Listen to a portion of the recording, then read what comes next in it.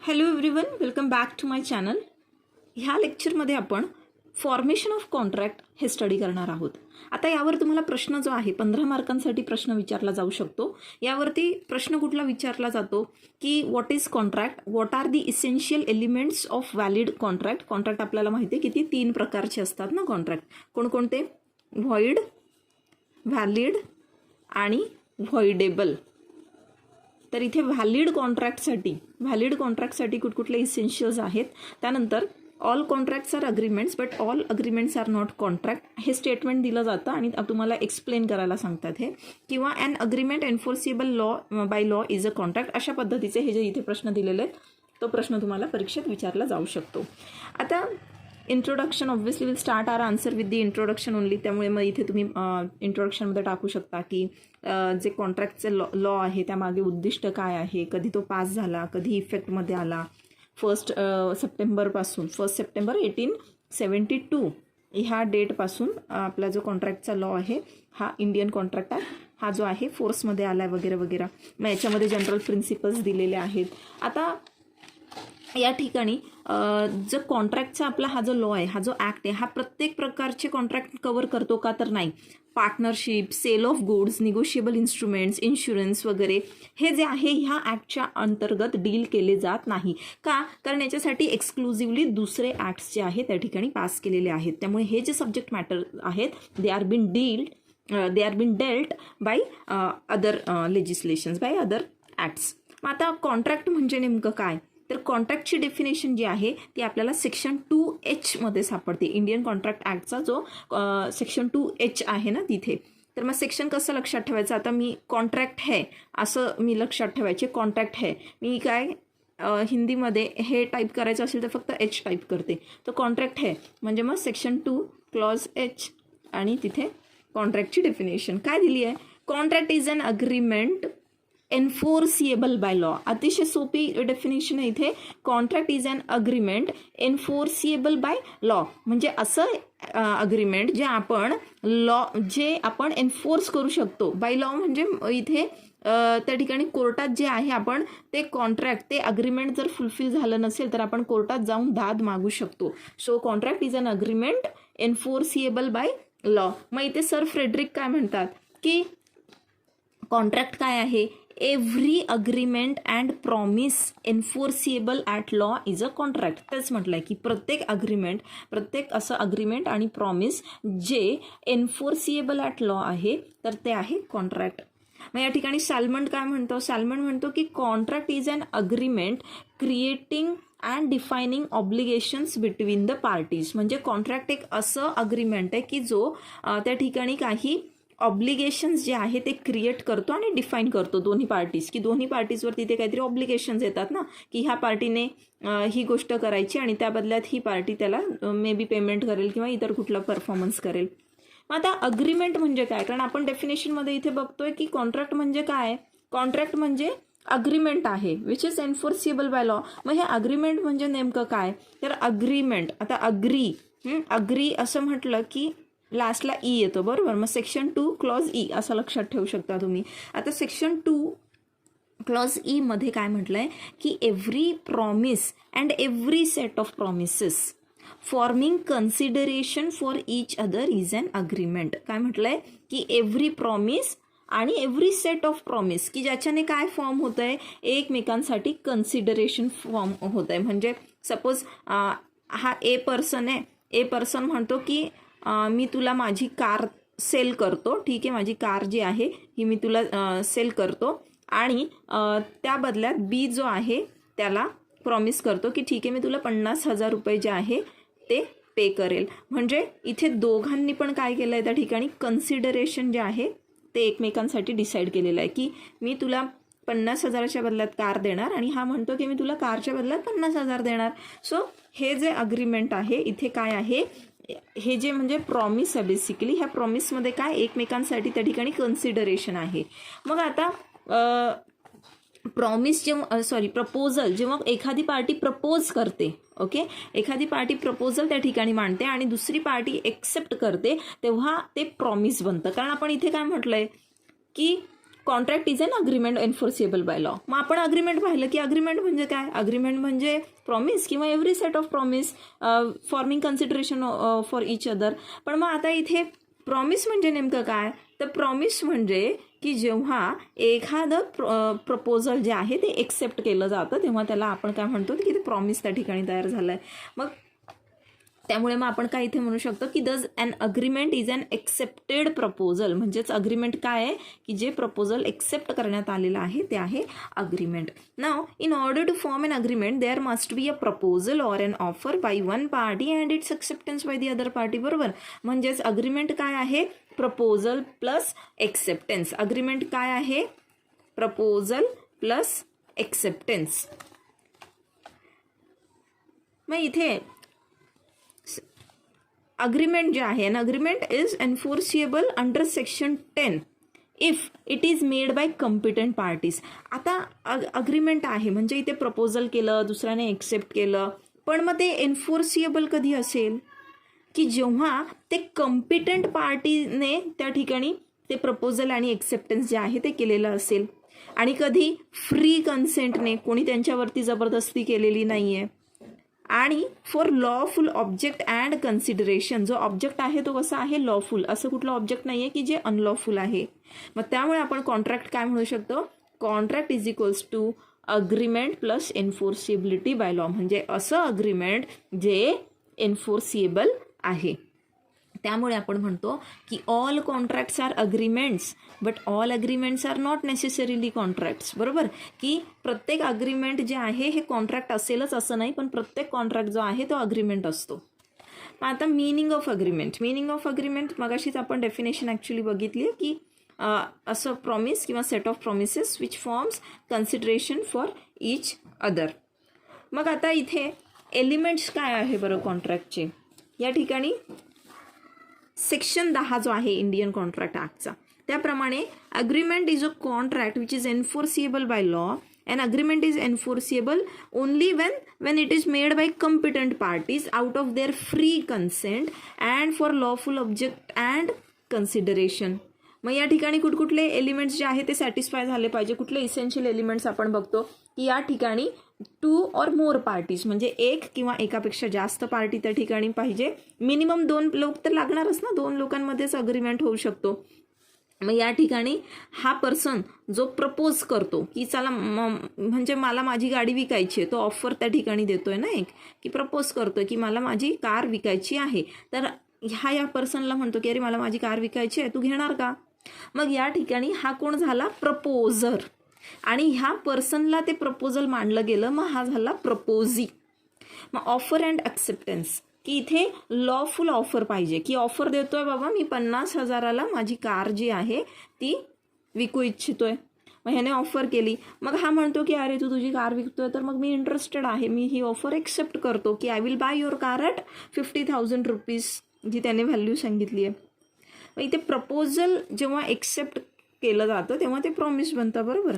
So इथे acceptance जे आहे ते कसं असलं पाहिजे, ते कम्युनिकेट केलं पाहिजे. की आता फक्त हा म्हटला की अरे माझी गाडी 50,000ला विकायची आहे, पण हा त्यावेळेला काहीच बोलला नाही. 10 दिवसांनी आला आणि मग म्हटला की तू तर मला गाडी विकणार होतास, तू मला ऑफर दिली होतीस, पण तेव्हा ही गाडी ऑलरेडी विकली गेली आहे दुसरं कोणाला.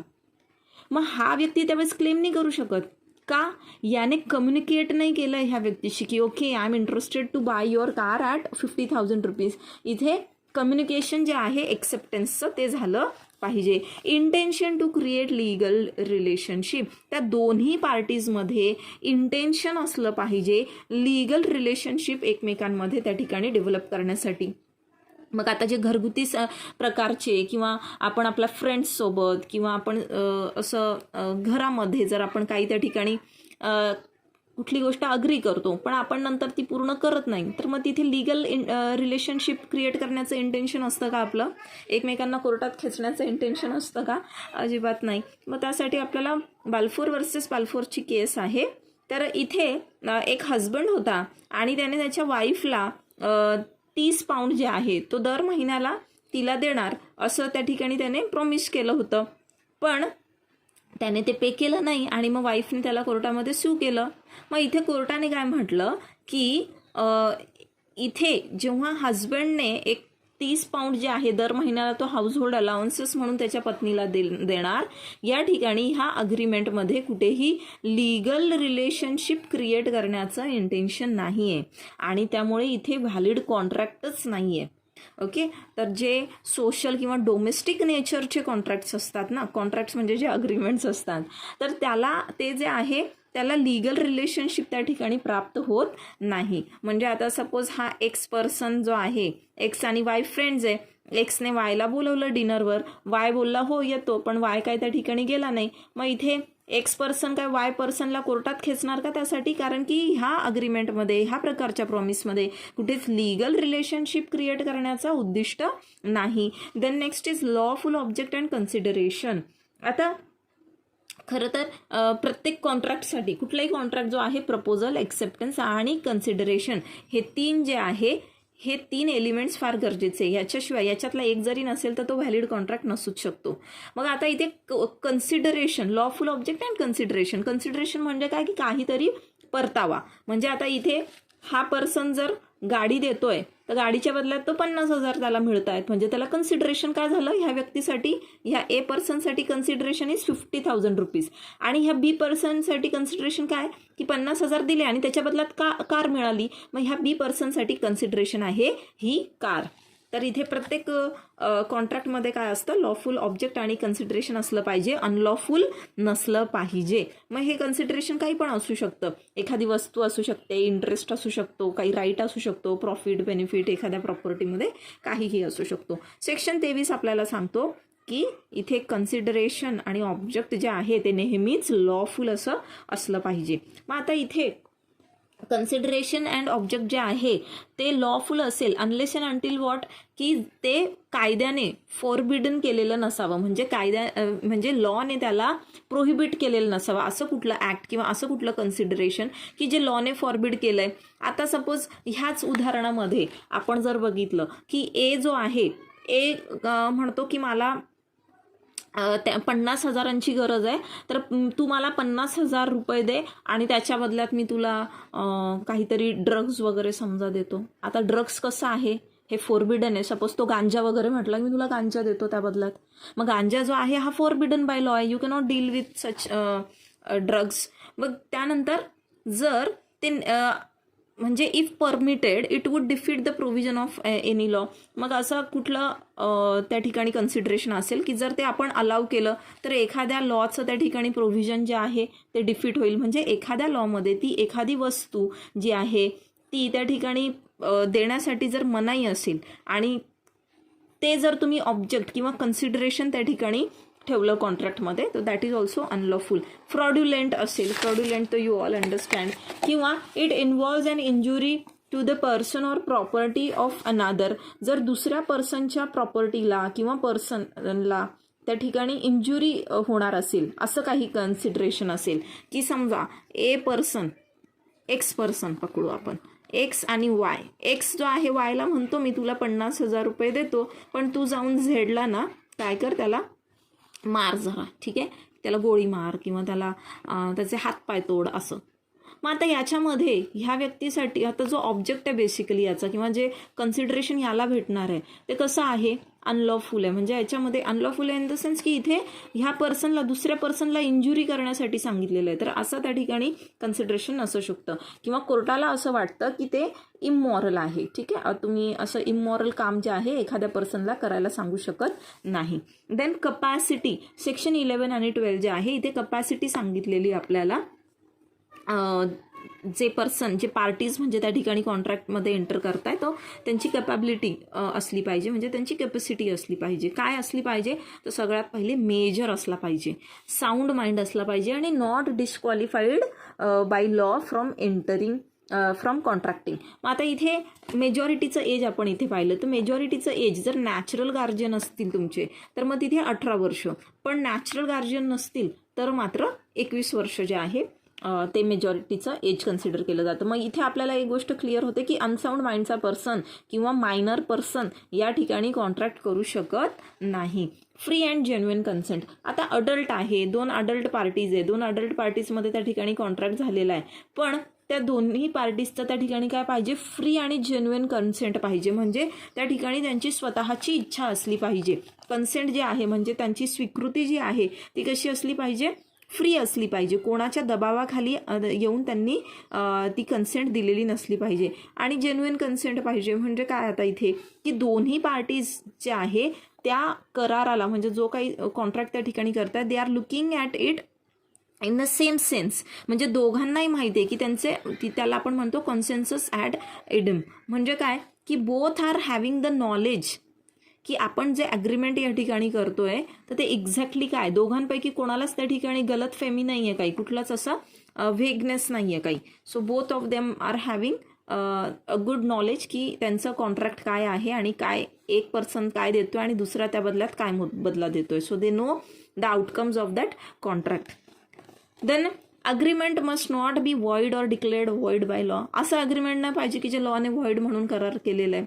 आता 24 ते 30 आणि 56 जो सेक्शन आहे तिथे आपल्याला हे व्हॉइड अग्रीमेंट कुठले हे सांगितले. Agreement in restraint of marriage की लग्न करायचं नाही असं अग्रीमेंट तुम्ही कोणाकडनं त्या ठिकाणी लिहून घेऊ शकत नाही. फक्त मग हे agreement in restraint of marriage हे कधी व्हॅलिड असेल, फक्त मायनरच्या संदर्भात, कारण मायनरचं लग्न नाही लावू शकत ना आपण.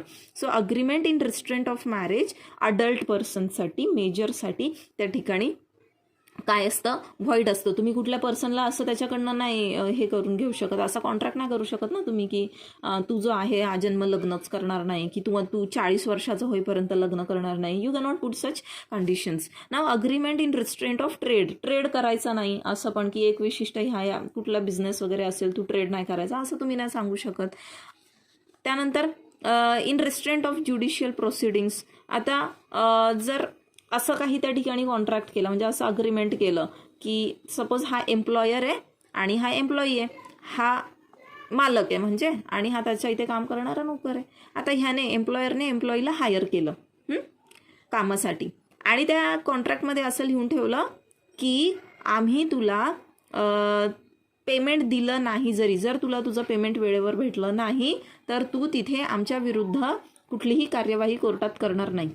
मग आता ही कंडिशन जर अशी लिहून घेतली, असं अग्रीमेंट याच्याशी करून घेतलं तर ते कसं होईल, ते व्हॉइड होईल. का? कारण की कायद्याने आपल्या संविधानाने ह्याला काय दिलाय, राईट दिलाय, राईट अगेन्स्ट एक्सप्लॉयटेशन. आपला मूलभूत अधिकार आहे राईट अगेन्स्ट एक्सप्लॉयटेशन संविधानात दिलेला आहे. मग हा माणूस याला एक्सप्लॉइट नाही करू शकत की हा याला पगार नाही देते तरी सुद्धा हा तिथे मुकाटाने काम करत राहणार आणि याची तक्रार पण करणार नाही. तर हे एक झालं. Then agreement void for uncertainty. Void for uncertainty म्हणजे आता तिथे सर्टेनिटी नाही आहे. म्हणजेच काय, सपोज आता हा ए पर्सन आहे, ए पर्सनने प्रॉमिस केलं, इथे यांच्यात अग्रीमेंट झालं म्हणजे बी पर्सनला ए पर्सन जे आहे समजा 100 टन जे आहे ऑइल जे आहे ते सेल करणार. ऑइल आहे पण कोणतं ऑइल आहे, कुठल्या प्रकारचं ऑइल आहे, मिनरल ऑइल आहे, हे कोकोनट ऑइल आहे किंवा हे एडिबल ऑइल आहे, सनफ्लावर ऑइल, कुठलं ऑइल ते मेन्शनच नाही आहे. मग ते अग्रीमेंटसुद्धा काय असणार आहे, व्हॉइड असणार आहे. Agreement by way of Vaser.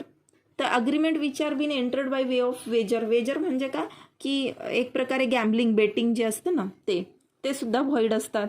Agreement to do an impossible act. आता एक्स पर्सन वाय पर्सनला म्हटला की तू एक काम कर, माझ्या फॅक्टरीमध्ये तू काय करायचं आहे की 7 दिवस सलग डे नाईट तू शिफ्ट करायची आहे, पूर्ण दिवस 24/7 पूर्ण आठवडाभर. हे पॉसिबल आहे का?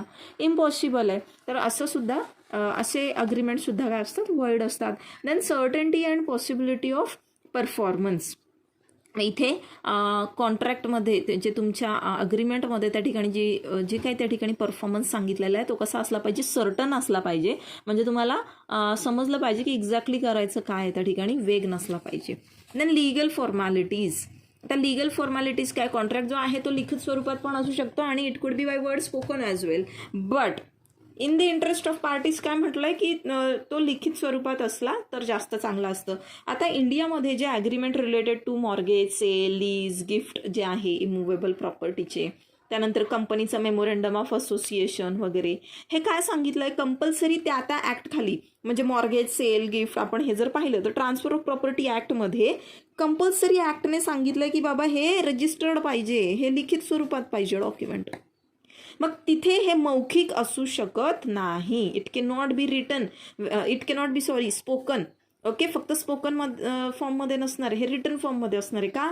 ऑलरेडी त्या ॲक्टने, त्या स्टॅट्यूटने, ज्या स्टॅट्यूटच्या अंडर हे सब्जेक्ट मॅटर गव्हर्न केले जातात, तिथे त्यांनी कंडिशन दिलेली आहे की you have to write that, I mean you have to registered that. रिटनमध्ये असला पाहिजे, रजिस्टर्ड असला पाहिजे, त्या ठिकाणी अटेस्टेड पाहिजे, विटनेसेस त्या ठिकाणी असले पाहिजे, 2 विटनेसेस सांगितलेले आहेत.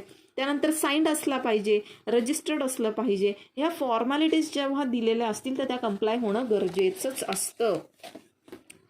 देन इथे केसला आपल्याला सापडते स्पेलमन वर्सेस स्पेलमन. आता इथे एक कपल होतं, हजबंड अँड वाईफ. आता ह्यांच्यामध्ये काय झालं की काही डिस्प्यूट झाले, म्हणजे दोघांमध्ये काही त्या ठिकाणी रिलेशनमध्ये त्यांच्या तणाव निर्माण झाला. त्यामुळे हजबंडने तो तणाव जो आहे, स्ट्रेन्ड रिलेशनशिप्स म्हणजे काय, तणावयुक्त असं नातं त्यांचं झालं, तणावपूर्ण नातं. मग हजबंडने त्या ठिकाणी वाईफला प्रॉमिस केलं, ते रिलेशन जे आहे ना त्यांचे चांगले करण्यासाठी पूर्ववत, की मी तुला एक कार गिफ्ट करतो. पण हजबंडने ती कार काय तिला गिफ्ट केली नाही. मग वाईफने काय केलं, हजबंडला जे आहे कोर्टामध्ये त्या ठिकाणी शू केलं. आता असा जो म्हणजे ह्या वाईफने जे त्याला शू केलं आहे कोर्टामध्ये, तुम्ही मला सांगायचं आहे कमेंट सेक्शनमध्ये की कोर्ट जे आहे तिच्या बाजूने निकाल देणार की तिच्या हजबंडच्या बाजूने आणि का.